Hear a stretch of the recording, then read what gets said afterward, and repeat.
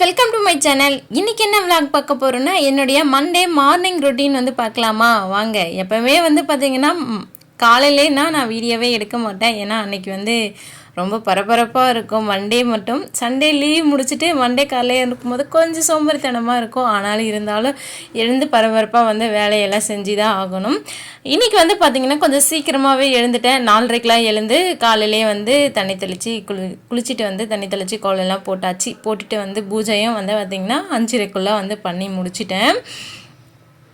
இன்றைக்கி வந்து பார்த்திங்கன்னா 5:30க்குள்ளே முடிச்சிட்டேன். நிறைய நாள் 5:30 தாண்டியும் முடித்த நாட்களும் இருக்குது. 5 மணிக்கு எழுந்து ரெடி ஆகிட்டு கிளம்பி வர்றதுக்குள்ளே தண்ணி தெளிச்சிட்டு வர்றதுக்குள்ளே 5:30 ஆகிடும். அதுக்கப்புறமும் பூஜை பண்ணியிருக்கேன். ஆனாலும் அதுவும் நான் பிரம்மமுகூர்த்த பூஜையில் தான் வந்து கனெக்ட் பண்ணி வைப்பேன். சாமியெல்லாம் வந்து பார்த்திங்கன்னா சூப்பராக வந்து கும்பிட்டு முடிச்சுட்டு அதுக்கப்புறம் கையோட வந்து லஞ்சு செய்ய வந்து ஸ்டார்ட் பண்ணிட்டேன். கொஞ்ச நேரம் வந்து பார்த்திங்கன்னா உட்காந்துட்டு இருந்தேன். அதுக்கப்புறம் எழுந்து ஒரு 5:45 போல் சுண்டல் வந்து வேக வைக்கலான்னு சொல்லிட்டு தம்பிக்கு மட்டும் கொஞ்சமாக வந்து பார்த்திங்கன்னா சென்னா வந்து ஊற வச்சுருந்தேன்.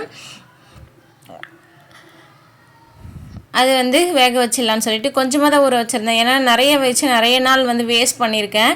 சாப்பிட்லான்னு நினச்சி ஊற வச்சுருக்கேன். அன்றைக்கி தான் வந்து பார்த்திங்கன்னா சாப்பிட்றதுக்கு தோணாது. வேறு எடுத்து கீழே போட வேண்டியதாக இருக்குது. ரேட் இவ்வளோ கொடுத்து வாங்கினது நம்ம வேஸ்ட்டாக கீழே போகிறோமேன்னு சொல்லிவிட்டு அன்றைக்கி மட்டும் கொஞ்சமாக வந்து ஊற வச்சுருந்தேன். ஃபஸ்ட்டு வந்து பார்த்திங்கன்னா சுண்டல் வந்து வேக போட்டாச்சு. அப்படியே சைடில் வந்து பார்த்திங்கன்னா கொஞ்சமாக காஃபி போட்டு அதுக்கு அந்த கேஃபில் வந்து குடிச்சிட்டு வந்தாச்சு. சுண்டல் வந்து ரெடியாக இருந்துச்சு எடுத்துகிட்டு அதுக்கப்புறம் ஒரு சைடில் சாதமும் ஒரு சைடில் குழம்பு தான் ரெடி பண்ணிகிட்டு இருந்தேன். இன்றைக்கி வந்து பார்த்திங்கன்னா என்ன லஞ்சுனா கத்திரிக்காய் போட்ட காரக்குழம்பு வேணும்னு சொல்லிட்டு ஹஸ்பண்ட் வந்து கேட்டிருந்தாங்க. மேக்ஸிமம் வந்து இப்போ தான் வந்து பார்த்திங்கன்னா தம்பி ஹஸ்பண்ட் எல்லாருமே என்கிட்ட வந்து இந்த லஞ்ச் வேணும் அந்த லஞ்ச் வேணும்னு கேட்குறாங்க. எப்போவுமே நான் கேட்கவே மாட்டாங்க. அவங்களுக்கு பிடிச்சதாவே நான் சமைச்சும் கொடுத்துருவேன். ஆனால் என்னாச்சுன்னா 2 வாரமாக நான் தொடர்ந்து சாம்பாரே வச்சுட்டு இருந்துட்டேன். தம்பி வந்து சாம்பார்னால் ரொம்ப பிடிக்கும் அவனுக்கு. அதனாலேயே நான் வந்து சாம்பாரே வச்சுட்டு இருந்தேன். அது சாம்பார் சாப்பிட்டு போர் அடிச்சிருச்சு போல இருக்குது. சாம்பார் எப்போவுமே வந்து எங்கள் வீட்டில் கொஞ்சம் காரம் கம்மியாக இருக்குமா, அதனால் ஹஸ்பண்ட் வந்து பிடிக்கல போல இருக்குது. எனக்கு சாம்பார் எனக்கு காரக்குழம்பு வேணும்னு சொல்லி கேட்டாங்களா. சனிக்கிழமை ஞாயிற்றுக்கிழமை நைட்டு தான் வந்து பார்த்திங்கன்னா போயிட்டு காயெல்லாம் வந்து வாங்கிட்டு வந்திருந்தேன் எல்லாத்தையும் ஃப்ரெஷ்ஷாக. கத்திரிக்காய் மட்டும் ஒரு 1/4 கிலோ மட்டும் வந்து வாங்கிட்டு இருந்தேன். நானும் ஹஸ்பண்ட் மட்டும் தான் காரக்குழம்பு சாப்பிடுவோம். தம்பி பாப்பாலாம் வந்து அவங்களாம் சாப்பிட மாட்டாங்க. அன்றைக்கி நைட்டு என்ன ஆச்சுன்னா ஒரு வண்டியில் நான் எப்போயுமே வந்து காயெல்லாம் வந்து வாங்கிட்டு வருவேன். அந்த வண்டியில் கொஞ்சம் எப்போவுமே மார்க்கெட்டில் விற்கிற ரேட்டில் வந்து விற்பாங்க. இங்கே மெயின் ரூட்லேயே அந்த வண்டி வந்து நின்று விற்றுட்ருப்பாங்க. நேற்று போய் பார்க்கும்போது கேரட் வந்து நல்லா ஃப்ரெஷ்ஷாக இருந்துச்சு. மற்ற இடத்துலலாம் வந்து 80 ரூபா 100 ரூபா வரைக்கும் விற்றுட்டு இருந்தாங்க. ஆனால் அந்த வண்டியில் 40 ரூபா தான் விற்றுட்டு இருந்தாங்க. ஏன்னா ரொம்ப குட்டியாக இருந்துச்சு. சரி, ரொம்ப ஃப்ரெஷ்ஷாக இருந்துச்சு. அன்றைக்கி தான் வந்து அப்படியே பறித்து எடுத்துகிட்டு வந்த மாதிரி ரொம்ப ஃப்ரெஷ்ஷாக இருந்துச்சுன்னு சொல்லிட்டு வாங்கிட்டு வந்துட்டு இருந்தேன் ஒரு 1/2 கிலோ. அதை பொரியல் பண்ணிடலான்னு சொல்லிட்டு அது மேலே இருக்கிற தோல் இருக்கும்போது தான் ஏன் வாங்கணும்னு தோணிடுச்சு. ஏன்னா அவ்வளோ குட்டியாக இருந்துச்சு. தோலில் எடுத்துகிட்டு அப்புறமா அடியிலையும் மேலேயும் வந்து கட் பண்ணிவிட்டு எடுத்து வாஷ் பண்ணி வச்சுட்டேன். சைடில் வந்து பார்த்திங்கன்னா ஹஸ்பண்டுக்கு வந்து பீட்ரூட் ஜூஸ் வந்து ஃபஸ்ட்டு டைம் வந்து போடுறேன். ஃபஸ்ட் டைம் இல்லை, ஒரு 6 மாதத்துக்கு முன்னால் பார்த்திங்கன்னா ஒரு 1 மந்த் கண்டினியூவாக போட்டு கொடுத்துட்ருந்தேன். பேக் பெயின் வந்துருச்சு. அப்போ வந்து பார்த்திங்கன்னா ஹீமோக்ளோபின் லெவல் வந்து கம்மியாக இருந்தால் கூட கை கால் எல்லாம் வலிக்கும்ல. உண்மையே சொல்லணுன்னா ஹஸ்பண்டுக்கு வந்து பார்த்திங்கன்னா ப்ளட் வந்து கம்மியாக தான் இருக்குதுன்னு நினைக்கிறேன் நானே. ஏன்னா அடிக்கடிக்க கால் வலிக்குது கை வலிக்குதுன்னு சொல்லிகிட்டே இருப்பாங்க. சரி, பீட்ரூட் ஜூஸ் வந்து போட்டு கொடுக்கலான்னு சொல்லிட்டு ஒரு பீட்ரூட் வந்து எடுத்துருந்தேன். ரொம்ப பெருசாக இருந்துச்சு. அது பாதி மட்டும் கட் பண்ணி வச்சுக்கிட்டேன். பாதி நாளைக்கு போட்டுக்கலான்னு சொல்லிட்டு எடுத்து கவரில் வச்சு ஃப்ரிட்ஜில் வந்து வச்சுட்டேன். அதுக்குள்ளே சாதமும் வந்து வெந்துருச்சு. சாதமும் உடைச்சாச்சு. ஏன் இவ்வளோ பரபரப்பாக 6 மணிக்கெலாம் வேலை செஞ்சிட்ருக்கேன்னு சொல்லிட்டு நம்மளோட வீடியோ பார்க்குறவங்களுக்கு கண்டினியூவாக தெரிஞ்சிருக்கும்னு நினைக்கிறேன். நான் வந்து 7 மணிக்கு வந்து கிளாஸ் வந்து போகணும். டைப்ரைட்டிங் கிளாஸ் போயிட்டுருக்கேன். அதுக்காக 7 to 8 வந்து ஹஸ்பண்ட் வந்து தம்பி பாப்பா பார்த்துப்பாங்க. நான் அந்த டைமில் போயிட்டு வந்துடுவேன். வீட்டில் வேறு யாரும் இல்லை. போயிட்டு வந்துட்டு ஹஸ்பண்ட் ஆஃபீஸ்க்கு போனதுக்கப்புறம் நான் தான் வந்து பாப்பா பார்த்துக்கணும். தம்பி மட்டும் ஸ்கூல் போயிடுவான். பாப்பா வந்து பால்வாடி கிட்டிட்டு போயிட்டுருக்கேன். ஆனாலும் நான் தான் வந்து உட்கார வச்சு நானே கூட இருந்து இட்டுட்டு வரணும். அதனால் 7 மணிக்குள்ளவே என்னால் முடிஞ்ச வேலைகள்லாம் நல்லா பரபரப்பாக செஞ்சு வச்சுட்டு அதுக்கப்புறமா தான் வந்து பார்த்திங்கன்னா கிளாஸுக்கு போவேன். ஒரு 3/4 வேலை வந்து சமையல் வேலை வந்து முடிச்சிடுவேன். ஒரு சில வேலைலாம் வந்து பெண்டிங்கில் இருக்கும். இந்த பொரியல் பண்ணுறது, குழம்பு தலைக்கிறது, அந்த மாதிரி வேலைலாம் மட்டும் அதெல்லாம் வந்து திரும்ப வந்து பார்த்துருவேன். 8:30க்குள்ளே சமைச்சு முடிச்சிடணும். அதுக்கு மேலே ஆச்சுன்னா லேட் ஆகிடும். தம்பி வந்து அதுக்கப்புறமா தான் வந்து 8:30க்கு மேலே தான் வந்து குளிக்க வைக்கிறது, அந்த சாப்பாடு விட்டுறது அதெல்லாம் பார்க்கணும். அதனால் கொஞ்சம் ஒரு ஒரு சில டைமில் வந்து அடம் பிடிக்காமல் ஹஸ்பண்ட்கிட்டே குளிச்சுப்பான். ஒரு சில டைமில் வந்து பார்த்திங்கன்னா அம்மா தான் குளிக்க வைக்கணும் வேணுனே அடம் பிடிச்சிட்ருப்பான். ஜூஸ் வந்து பார்த்திங்கன்னா அரிசி வந்து ஃபில்ட்ரு பண்ணி எடுத்தாச்சு. ஃபில்ட்ரு வந்து எங்கிட்ட பெருசு இல்லை, இந்த சின்னது தான் இருக்குது. இதை வச்சே நான் அட்ஜஸ்ட் பண்ணிப்பேன். நாங்கள் வந்து நிறையலாம் வந்து போடுறது இல்லை, எப்பயாச்சும் தான் போடுவோம். அதனால் இதை வச்சு அட்ஜஸ்ட் பண்ணிப்பேன். இந்த மாதிரி வந்து நல்லா ப்ரெஷ் கொடுத்து அமுக்கும் போது என்ன ஆகுனா ஜூஸ் எல்லாமே கீழே போயிடும். அதனால் நல்லா வந்து அமுக்கிட்டு சக்கையை வந்து தூக்கி போடலாம். சக்கையோடு குடித்தா இன்னுமே வந்து பார்த்திங்கன்னா சத்து தான். ஆனாலும் அப்படியே குடித்தா நல்லா இருக்காது, ஒரு மாதிரி கொரகொரப்பாக தொண்டையிலலாம் ஒரு வாமிட் வர மாதிரி இருக்கும். இந்த ஜூஸ் கூட பீட்ரூட் ஜூஸ்குள்ளே வந்து பார்த்திங்கன்னா என்ன போட்டேன்னா தண்ணி மட்டும் தான் கொஞ்சமாக ஆட் பண்ணி வந்து அரைச்சி எடுத்தேன். அதுக்கப்புறமா கொஞ்சமாக சால்ட்டும் ஒரு கால் லெமன் அளவுக்கு எடுத்து அது ரெண்டுத்தையும் மிக்ஸ் பண்ணி குடித்தா டேஸ்ட் வந்து நல்லாயிருக்கும். ட்ரை பண்ணி பாருங்கள். ஜூஸ் போடாதவங்க குடிக்காதவங்க இந்த மாதிரி ட்ரை பண்ணி பாருங்கள், நல்லாயிருக்கும் குடிக்கிறதுக்கு. ஜூஸ் எல்லாம் போட்டு வச்சுட்டேன். அதுக்குள்ளே குழம்புமே வந்து ரெடி ஆகிடுச்சு. சூப்பராக வந்து கொதிச்சு வந்துருச்சு. எண்ணெய்லாம் பிரிஞ்சு சைடில் சூப்பராக வந்துருச்சு. எல்லாத்தையும் ஆஃப் பண்ணி வச்சிருச்சு. இப்போ வந்து பார்த்திங்கன்னா டைம் வந்து 7 மணி ஆகுது. என்னென்ன சமைச்சு வச்சுருக்கேன்னு பார்க்கலாமா. சுண்டால் வந்து வேக வச்சாச்சு. இன்றைக்கி வந்து எக்ஸ்ட்ரா பண்ணது இந்த ஜூஸ் வந்து போட்டு வச்சுருந்தேன். சாதம் வந்து வடித்தாச்சு. குழம்பு வந்து ரெடி ஆகிடுச்சு. அதுக்கப்புறம் வந்து பார்த்திங்கன்னா பொரியல் பண்ணுறதுக்காக இன்றைக்கி கேரட் வந்து துருவி வச்சுருந்தேன். இதெல்லாம் வச்சுட்டு வீட்டிலேருந்து கிளம்பும் போது 7:10 ஆகிடுச்சு. கொஞ்சம் ஃபாஸ்ட்டாக வந்து நடந்து போயிட்டேன். 7:15 வந்து பார்த்திங்கன்னா கிளாஸுக்குள்ளே போயிட்டேன்.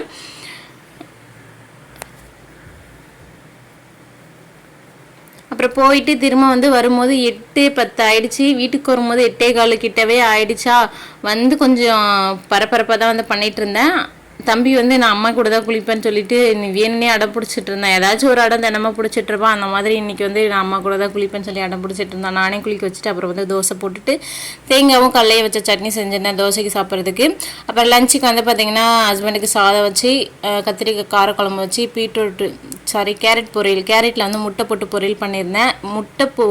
முட்டை மட்டுமே பொடி மாஸ் மாதிரி பண்ணி இந்த காரக்குழம்புக்கு தொட்டு சாப்பிட்டா டேஸ்ட்டாக இருக்கும். இருந்தாலும் கேரட் வந்து துருவிட்டேன். அதனால் வந்து 2 முட்டை தான் இருந்துச்சு. அதனால் கேரட்லேயே வந்து உடச்சி விட்டு கேரட் முட்டை பொரியல் பண்ணியாச்சு. தம்பிக்கு வந்து பார்த்திங்கன்னா காரக்குழம்பு எனக்கு வேணாம், எனக்கு கேரட் சாதமே கொடுத்துட்டுன்னு சொல்லிட்டான். அவனுக்கு மட்டும் கேரட் சாதம் வந்து பண்ணிவிட்டு ஸ்நாக்ஸ்க்கு வந்து சுண்டல் வந்து வச்சுட்டேன்.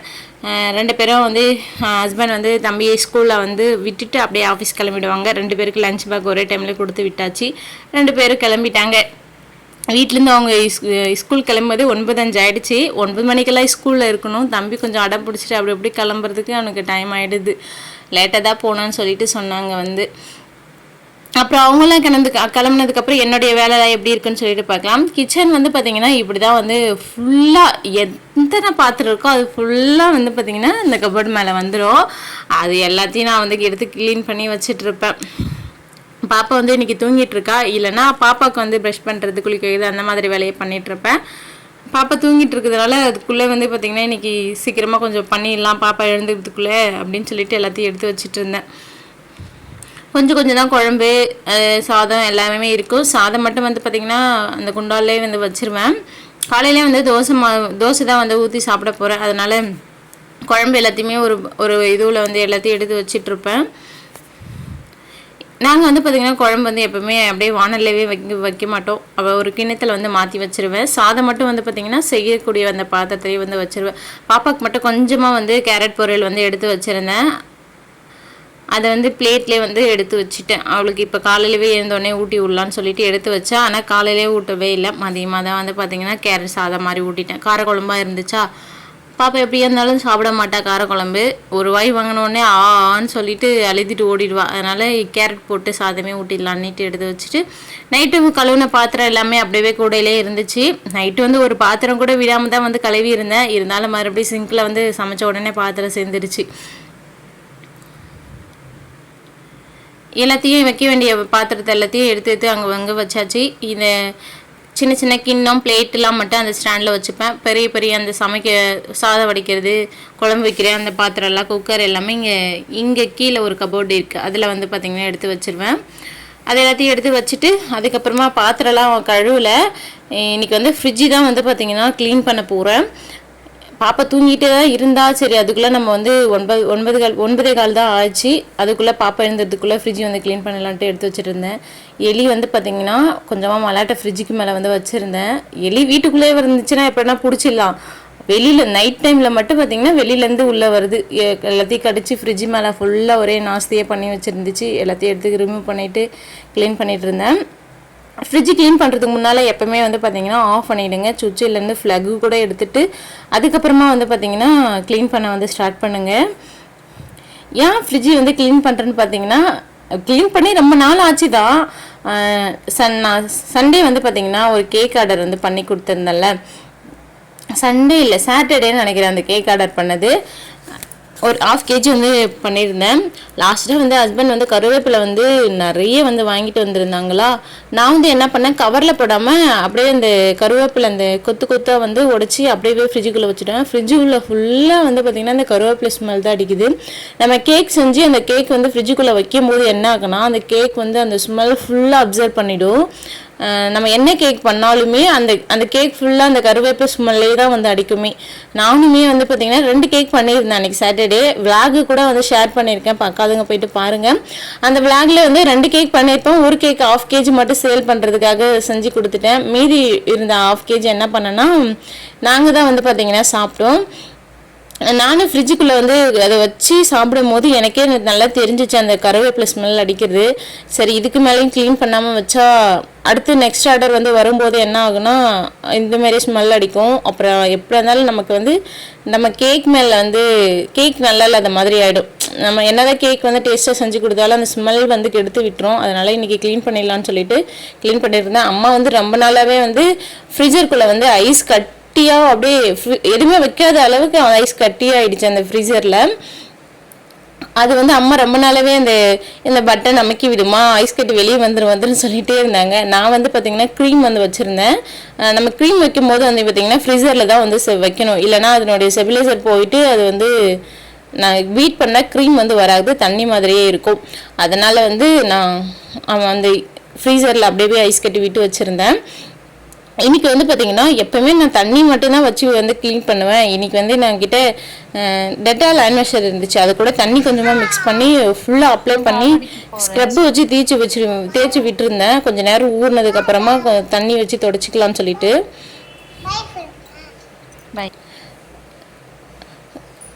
ஃப்ரிட்ஜு க்ளீன் பண்ணி முடித்தோம். பாப்பா வந்து எழுந்துட்டா.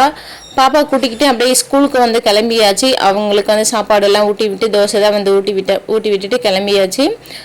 நான் வந்து ஃப்ரிட்ஜு க்ளீன் பண்ணி முடித்தேன். அப்படியே வந்து பார்த்திங்கன்னா கரண்ட் வந்து ஆஃப் ஆகிருந்தது. அதனால் உடனே தூக்கி பாலெல்லாம் கெட்டு போய்டலாம். இந்த மோர் சரி தயிர் பால் இதெல்லாம் இருந்ததா, அது எல்லாத்தையும் தூக்கி ஃப்ரிட்ஜுக்குள்ளே வந்து வச்சுட்டு ஃப்ரிட்ஜ் வந்து ஆன் பண்ணி விட்டுருந்தேன். அப்புறம் மதியமாக தான் வந்து பார்த்திங்கன்னா ஒரு 11 மணி போல் தான் கரண்ட்டு வந்து வந்துருந்துச்சு. கரண்ட் வந்தோடனே ஃப்ரிட்ஜை ஆன் பண்ணிட்டு என்ன பண்ணிட்டேன்னா அந்த ரவுண்டாக இருக்கிற அந்த பட்டன் வந்து அமுக்கி விட்டுட்டேன். கூலிங் வந்து இந்த ஐஸ் கட்டிலாம் என்ன ஆகுனா மெல்ட் ஆகி தண்ணியாக வந்து வெளியே வந்துடும்.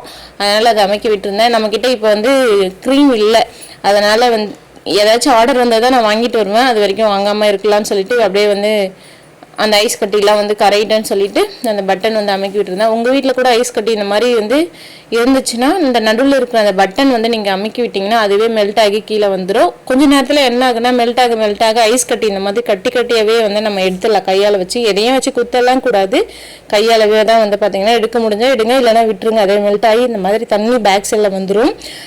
இப்போ இதோட 3வது டைம் வந்து பார்த்திங்கன்னா இந்த மாதிரி தண்ணி வந்து பேக் சைட்லேருந்து எடுத்துகிட்ருக்கேன். இந்த ட்ரேவை வந்து தனியாகவும் எடுத்து ஊற்றலாம், கழட்டி பார்த்து எடுக்க முடியல, அதனால் ஒரு கரண்டி வச்சு மொண்டுட்டு இருந்தேன். மண்டே மார்னிங் என்னோட ரொட்டீன் இப்படி தான் போச்சு. இந்த விளாக் உங்களுக்கு பிடிச்சிருந்தா சின்னதாக ஒரு லைக் பண்ணுங்கள். பாய், நெக்ஸ்ட் வீடியோவில் பார்க்கலாம்.